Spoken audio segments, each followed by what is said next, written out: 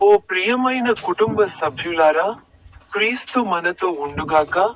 ప్రియమైన తల్లిదండ్రులారా, ప్రియమైన సహోదర సహోదరీలారా, ప్రియమైన వృద్ధ తల్లిదండ్రులారా, ప్రియమైన పిల్లలారా మరియు యువతారా, నేను అపోస్తలుడైన ఎం. ప్రేమరాజును. ఈ రోజు మార్చి నెల 22వ తేదీ, లెంట్ కాలంలోని 5వ ఆదివారం. ప్రార్థన. మీ అందరికీ ఉగాది శుభాకాంక్షలు. ఓ దయామయుడవైన, పరిశుద్ధుడైన దేవా, లెంట్ కాలంలోని ఈ 5వ ఆదివారం నాడు మేము వినయపూర్వకమైన హృదయాలతో నీ సన్నిధికి వస్తున్నాము. పశ్చాత్తాపం నుండి నూతన జీవితంలోకి మమ్మల్ని నడిపిస్తున్నందుకు నీకు కృతజ్ఞతలు. ఓ ప్రభూ, మా విశ్వాసం బలహీనపడినప్పుడు నీ బలంతో మమ్మల్ని నిలబెట్టు. మా హృదయాలు నిరాశ చెందినప్పుడు నీ నిరీక్షణతో మమ్మల్ని నింపు. నీవు ఎండిన ఎముకలలో ప్రాణం పోసి మృతులను లేపినట్లు, అలాగే మా జీవితంలోని ఎండిపోయిన, నిర్జీవమైన భాగాలలోకి నూతన జీవాన్ని ప్రసాదించు. మా పాపాలను క్షమించు, మా హృదయాలను పవిత్రపరచు, మరియు నీ చిత్తానుసారమైన నూతన జీవితాన్ని మాకు ప్రసాదించు. ప్రభువైన యేసు, నీవే పునరుత్థానము మరియు జీవము. మేము నీ వెలుగులో నడుచుకునేలా మా ఆత్మలను మేల్కొలుపుము. మా కుటుంబాలను, సంఘమును, మరియు సమాజాన్ని నీ శాంతి మరియు ప్రేమతో నింపుము. ఈ లెంట్ చివరి రోజులలో మమ్మల్ని నీకు మరింత దగ్గర చేయుము.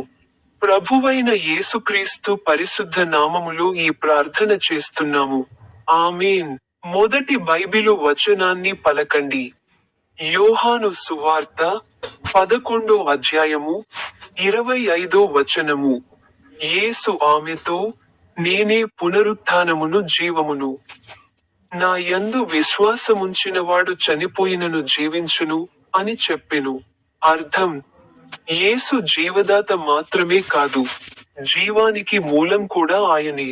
ఆయన యందు విశ్వాసముంచిన వ్యక్తి శారీరక మరణం తర్వాత కూడా నిత్యజీవాన్ని పొందుతాడు. వాక్యం: ప్రభువైన యేసు, నీవే నా జీవము మరియు నిరీక్షణ. అభ్యర్థన: ప్రభూ, మేము నిన్ను సంపూర్ణంగా నమ్మగలిగేలా మా విశ్వాసాన్ని బలపరచుము. ప్రార్థన: ప్రభువైన యేసు, నీవే పునరుత్థానము మరియు జీవము. ప్రతి పరిస్థితిలోనూ మేము నీపై ఆధారపడగలిగే విశ్వాసాన్ని మాకు దయచేయండి. ఆమేన్. చివరి బైబిలు వచనంపై మాట్లాడండి. 2వ కొరింథీయులకు 4వ అధ్యాయము 16వ వచనము. కాబట్టి మేము కృంగిపోము. మా బాహ్య స్వరూపము క్షీణించుచున్నను, మా అంతరంగము దినదినము నూతనపరచబడుచున్నది. అర్థం: శారీరకంగా మనం బలహీనపడతాము, కానీ ఆత్మీయంగా మనం ప్రతిరోజు నూతనంగా మరియు బలంగా మారగలము. దేవుని కృప మనలను లోపలి నుండి నూతనపరుస్తుంది.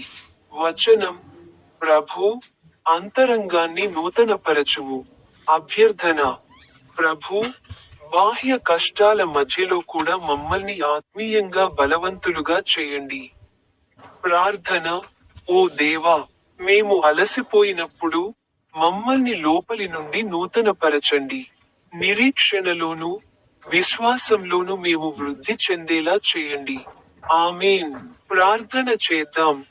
నా తండ్రి, భారము మోయుచున్న యేసు, pope Leo 14, archbishop cardinal Poola Anthony, రాజైన చార్లెస్ 3. ఈ రోజు మార్చి నెల. ఇది 2026 సంవత్సరంలోని 3వ నెల. అంకిత ప్రార్థన. ఓ పరలోక తండ్రి, మేము నీ జీవమునందు స్థిరముగా నిలిచియుండునట్లు, నిన్ను సేవించుట కొనసాగించునట్లు, నీ యందు విశ్రాంతి పొందునట్లు, మరియు ప్రతిదినము ఆత్మీయముగా నూతనపరచబడునట్లు మాకు అనుగ్రహించుము. ప్రభువైన యేసుక్రీస్తు నామమున ప్రార్థించుచున్నాము. ఆమేన్.